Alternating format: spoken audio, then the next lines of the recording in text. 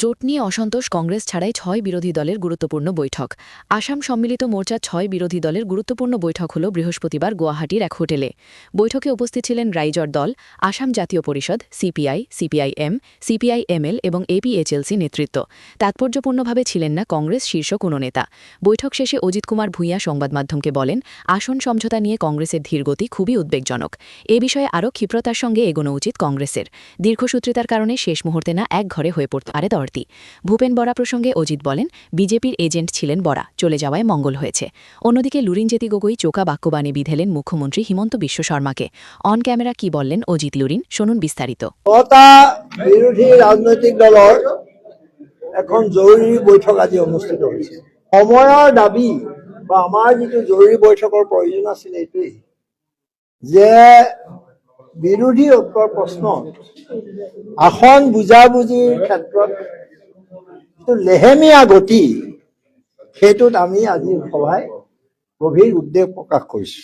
অতি শীঘ্ৰে বিজেপিৰ পৰাজিত কৰাৰ স্বাৰ্থত এই আসন বুজাবুজি ত্বৰান্বিত কৰিবৰ কাৰণে আমি কংগ্ৰেছ দলক বিশেষভাৱে আহ্বান জনাইছোঁ। যিমানবিলাক ধৰ্মনিৰপেক্ষ ৰাজনৈতিক দল আছে সকলোবোৰক একত্ৰিত কৰি আৰু অতি শীঘ্ৰে আমাৰ আটাইবোৰ দলে মিলি এটা প্ৰচাৰ অভিযান আৰম্ভ কৰাৰ ক্ষেত্ৰত আমি গুৰুত্ব আৰোপ কৰিছোঁ আৰু এই বিষয়ত আগভাগ ল'বৰ কাৰণে আমি কংগ্ৰেছক আহ্বান জনাইছোঁ। আসন বুজাবুজিৰ ক্ষেত্ৰত ত্বৰান্বিত কৰিব লাগে, লেহেমীয়া হৈছে, সেইটোত উদ্বেগ প্ৰকাশ কৰিছোঁ।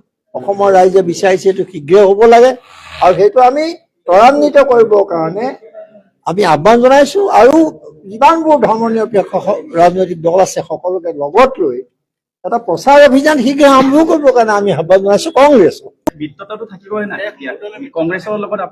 এইটো সময় আসন বুজাবুজি হ'ব লাগিব, সকলোৰে আত্মসন্মান থাকিব লাগিব আৰু সেইমতে অগ্ৰসৰ হ'ব লাগিব। তাৰ ওপৰত নিৰ্ভৰ কৰিব আৰু মিত্ৰতা থাকিব নাথাকে, কিন্তু আমি মিত্ৰতা থাকক, মিত্ৰতা আমাক লাগে, মিত্ৰতা আমাৰ শক্তিশালী হ'ব লাগে, সেই স্বাৰ্থতে আমি কাম কৰিছোঁ। भूपेन बोरा जी ने भी अभी पदत्याग कर दिया है, तो क्या लगता है इसके वजह से कुछ इम्पैक्ट पड़ने वाला है क्या?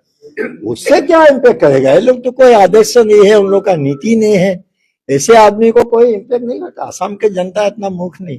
वो जो एजेंट था बीजेपी का वो प्रमाण कर दिया, अपने भूमिका से प्रमाण कर दिया। হিমন্ত বিশ্ব শৰ্মাই কিনা বেচাৰ যিটো ৰাজনীতি এইটো ব্যাপক সম্প্ৰসাৰণ ঘটাইছে। ভয় ভাবুকি, দম, দাদাগিৰি, ব্লেকমেইলিঙৰ ৰাজনীতি চলি থকাৰ মাজত জনগণক এটা স্পষ্ট বাৰ্তা দিবৰ কাৰণে আমি যে মিত্ৰতাটো ষ্ট্ৰেংথেন কৰিব খুজিছোঁ, শক্তিশালী কৰিব খুজিছোঁ আৰু এই গোটেই ক্ষেত্ৰত কাৰিকৰী যিবোৰ বিষয় এইবোৰ তাৎক্ষণিকভাৱে হ'ব লাগে। মূল মেছেজটো অসমৰ ৰাইজলৈ এইটোৱেই যে আমি মিত্ৰতা শক্তিশালী কৰিব খুজিছোঁ আৰু আমি কৈছোঁ যে আৰু কিছুমান গণতান্ত্ৰিক শক্তি আছে যি বিৰোধী বিজেপিৰ যিটো সাম্প্ৰদায়িক ৰাজনীতি তাৰ বিৰুদ্ধে তেওঁলোকে দায়িত্ব পালন কৰি আহিছে, কাম কাজ কৰি আহিছে, তেওঁলোককো এই যাত্ৰাত এই সংগ্ৰামখনত ল'ব লাগে।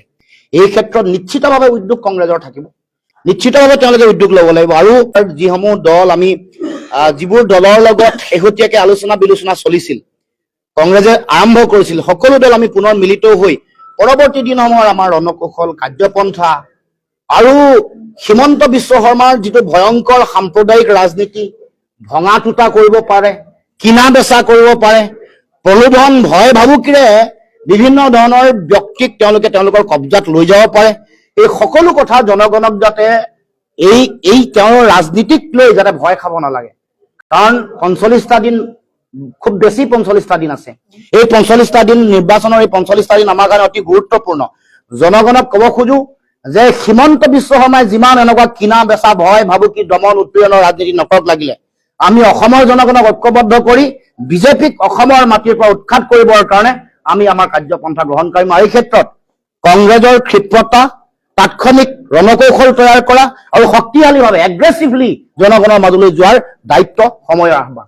আনুষংগিকভাৱে জড়িত হৈ থকা আসন বুজাবুজি, কেম্পেইনিং কৰা, কেনেকে কি যাব, এই সকলো ধৰণৰ কথা বতৰাবোৰ পুংখানুপুংখভাৱে আলোচনা কৰা হৈছে আৰু আমি এই সকলো ধৰণৰ কথা বতৰা আমাৰ মিত্ৰ দল বিশেষকে কংগ্ৰেছ দলক এই বিষয়বোৰ আমি আজিৰ ভিতৰতে আমি জনাম। অসমৰ জনগণে বিচাৰিছে যে অসমৰ মাটিৰ পৰা বিজেপিক উৎখাত কৰিব লাগে। গতিকে সেই যাত্ৰাত এইটো আমাৰ দায়িত্ব বিৰোধী ৰাজনৈতিক দল হিচাপে দেশ বচোৱাৰ, সংবিধান বচোৱাৰ, দেশৰ সাংবিধানিক যিবোৰ মানে ঐতিহ্য পৰম্পৰা আছে, গণতান্ত্ৰিক যিবোৰ অনুষ্ঠান আছে, তেওঁলোকৰ স্বতন্ত্ৰতা ৰক্ষা, ন্যায়পালিকা ৰক্ষা কৰা, আৰু যিটো সাম্প্ৰদায়িক ৰাজনীতি বিজেপিয়ে আৰম্ভ কৰিছে সেইটো অসমৰ পৰা নিশেষ কৰা, উৎখাত কৰাৰ আমাৰ যিটো দায়িত্ব আছে, গণতান্ত্ৰিক জাতীয় দায়িত্ব, এই দায়িত্ব পালন কৰিবৰ কাৰণে আমি বদ্ধপৰিকৰ।